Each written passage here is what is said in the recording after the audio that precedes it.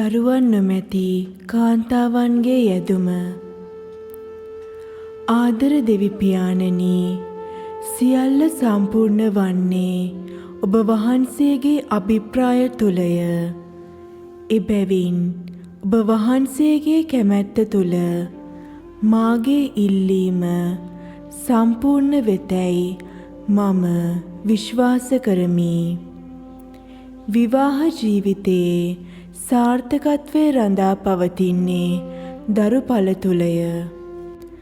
ආදර පියාණනි, විවාහ ජීවිතයට ඇතුළත්ව මෙතුවක් කල් ගෙවුනද තවමත් මාහට දරුවෙකු නොමැතිකම නිසා මම මහත් වේදනාවට පත්ව සිටිමි. එදා ඔබ වහන්සේ ආබ්‍රහම්ගේ බිරිඳ සාරායි දරු සම්පතින් පූර්ණ කළා නොවේද? වඳයයි කියූ එලිසබෙත් තුමිය දරු සම්පතින් පූර්ණ කළා නොවේද? ආදර පියාණනි, එලෙසම මාහටද ආශිර්වාද කළ මැනව. සාරායිගේ කනලව්වට සවන් දුන්නාසේ මාගේ බැගෑපත් යැදුමටද සවන් දුන මැනව. මාගේ ජීවිතය තුළ මා නොමග ගිය අවස්ථා හා මගේ දුර්වලකම් උදෙසා මට කමා කළ මැනව. මා අතින් මාගේ දෙමව්පියන්ට හා අනිකුත් සෑම දෙනාටම සිදු වුණා වූ සෑම අඩුපාඩුවක් උදෙසාම මට කමා කළ මැනව.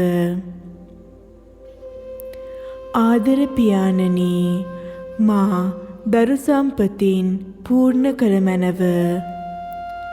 ඔබ වහන්සේ මාහට දෙන දරුවා මෙලොවට බිහි වූ පසු ඔබ වහන්සේට පුදන්නට මම මහත් ආශාවෙන් සිටිමි. එදා මරියතුමිය ශුද්ධෝ ජුසේතුමා සමග ජේසු පිළිදුන් කැපකිරීමට දේව මන්දිරයට ආවාසේ මමද දරුවා සහ මාගේ ස්වාමි පුරුෂයා සමග ඔබ වහන්සේට තුති පුදන්නට ප්‍රශංසා කරන්නට දේව මන්දිරයට පැමිණෙන්නට ඉතා ආශාවෙන් සිටිමි. එම වාසනාවන්ත දිනය ඉක්මනින් මාහට උදා කර දෙනමින් කාරුණිකව ඉල්ලා සිටිමි.